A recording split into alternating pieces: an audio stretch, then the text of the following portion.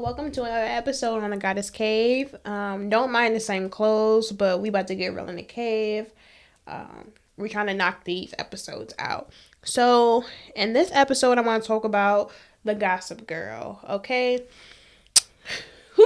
I feel like this is like a generational curse. Okay, I feel like I'm still overcoming it, but I have been making progress and being able to notice when I have adapted this Gossip Girl mentality.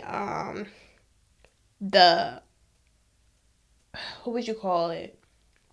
Consequences or effects of it. I feel like it's in every family. I grew up hearing I guess women, we talk. Okay, we talk.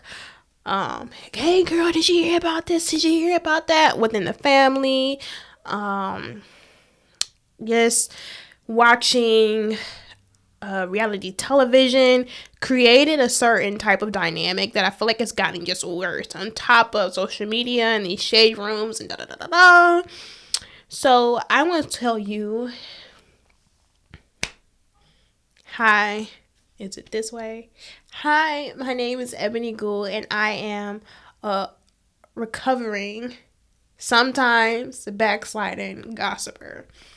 Okay, first of all, let's talk about the healthy part of it. I feel like everyone does it. We all discuss whether it is you have someone who you confide in, who you feel like is an entrusted person, who you can get sound, what would you call it? I don't know, advice about things going on in your life. I feel like having those key people around that you can trust are very important, are actually necessary for life. Accountability partners. But there's some times where you just be doing too much. And I be doing too much, okay? From my childhood, I know that I kind of limited myself on top of certain parental positions my parents had with me from their experience. I feel like growing up in a Black community, there's a lot of things that we push under the rug, and what stays in this house stays in this house, okay? And that type of conditioning just goes further down the line, okay? I feel like the millennials and forward Generation Z are trying to corrupt that processing and getting their children to talk freely, showing them communication skills early on, especially when it comes to Black men. I feel like that parental viewpoint is changed. But as far as women versus men, I can only give you a woman's perspective. I know that it's just human to tell your bros, tell your friends things that happen within you or within people who you went to school with. It's just like, hey, catch up. I think there's a difference between catching up, talking about old times, how's such and such doing, what's such and such up to, have you seen such and such. I think those are typical, normal, healthy things.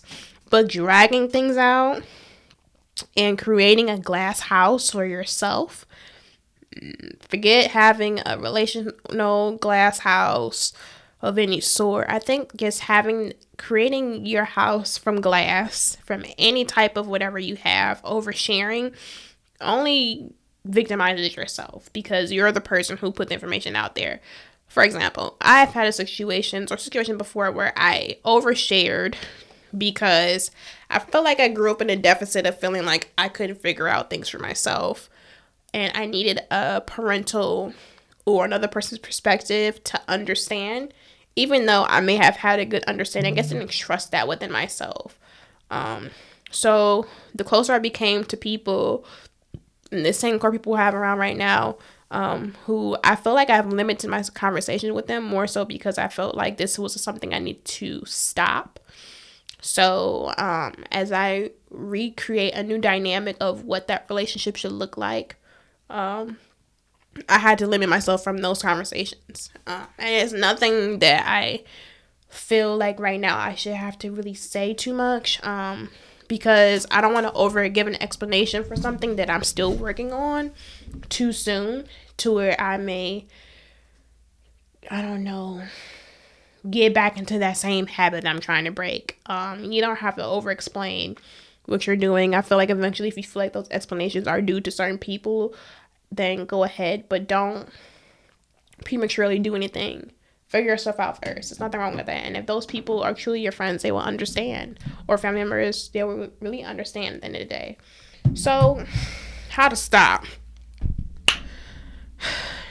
For someone who is a person who is stopping gossiping,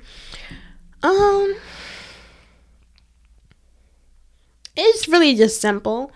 We all catch ourselves and say, okay, I don't got nothing to do with that. That ain't my business. My name ain't been in, I ain't in it. Something you just gotta embrace. It's just that simple. I feel like the worst one you can do is really gossip about yourself. Because I feel like that just opens up, that's a gateway to talking about other people. And then sometimes you may get confused, and doing that may make you feel good or feel like your problems aren't as bad. Ain't that really the reason why we do it, to escape? Identifying it. So let's say you talk about somebody, right? Or something within your life, right? And then the next day you see that person. You're going to be looking like convicted. Like, dang, it's basically like conviction. That's how I was able to really understand. Like, Ebony, okay, that uneasiness feeling that you feel, that guilt feeling that you feel, is a key to say what you did wasn't healthy. Don't do that no more. That's basically how I feel that you should be able to identify, because that's what has happened for me. Yes, the little thing in the back of your head, they can say you just said too much. You said a bunch of stuff that you ain't need to say. You said too much that you didn't need to comment on. Everything don't deserve a comment. Small comment still makes you involved. It's simple to say, I don't want to talk about that, or not to say nothing at all. Either remove yourself from that environment, even if it's you about to say something and bring up something and start some mess or some drama, or somebody else is doing it. You can walk away, limit your conversations, mentally escape from the conversation, and that is what you're supposed to do. I think it's all of an avoidance of having those actual true communications with certain people. We tend to, for me, I would tend to share to validate myself. I feel like that was a void that I possibly could have had as a child, in validating of my feelings. Sometimes, my mama, I love her to death, okay? Sometimes she'd be like, Ebony, she's trying to say, because I felt like I really had a hard time, and she didn't meant no harm, but it's just the side effects of certain things for certain people's characteristics or characters. So if someone steps in too much, and I feel like that's just a normal thing. If someone steps in too much over and doesn't allow you that time to process, to communicate, you take on other people's perspectives and you miss that opportunity to create your own perspective and decision. That's kind of like what I grew up with. But because of the things that I did as a kid, okay? And then it's like when you were a kid, you stuck sitting there like, well, Ebony, say something. And it's like, I don't want to say nothing. Because I didn't have that mental processing within myself.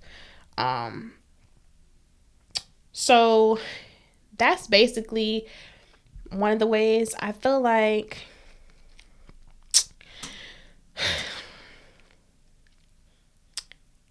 first of all, it's in the Bible. Don't do it. Backbiting, okay?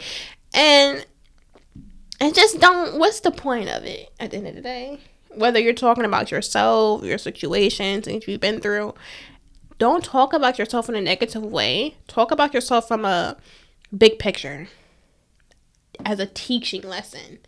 Don't just, drag yourself out, because now when you see those people, like I said, it's going to be the same conviction, like, dang, I told you this and that, when all I had to do was go and journal about it.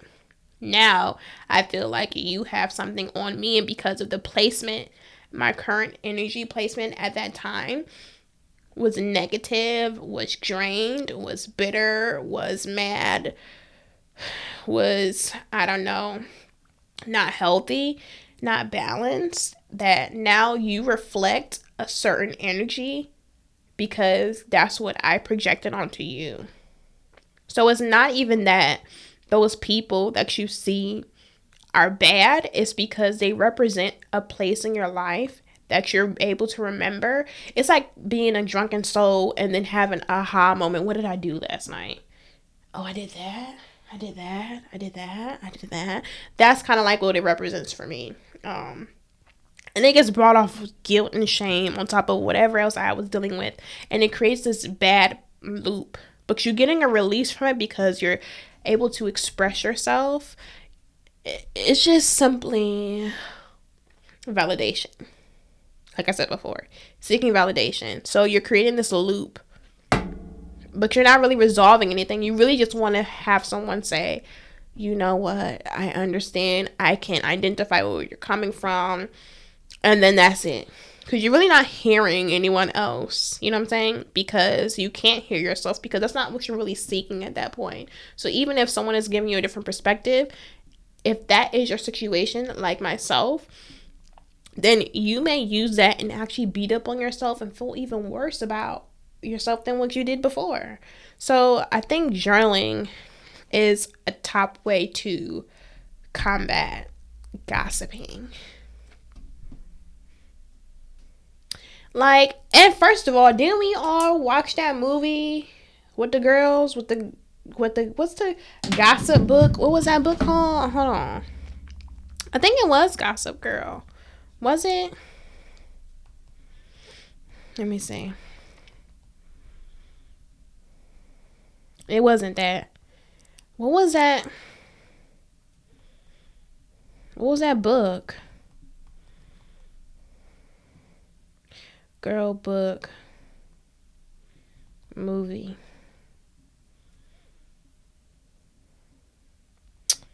Child, bye. Why is it bringing up all these? What's the name of that book, y'all? Put it in the comments, because I can't think about it. Gossip book movie.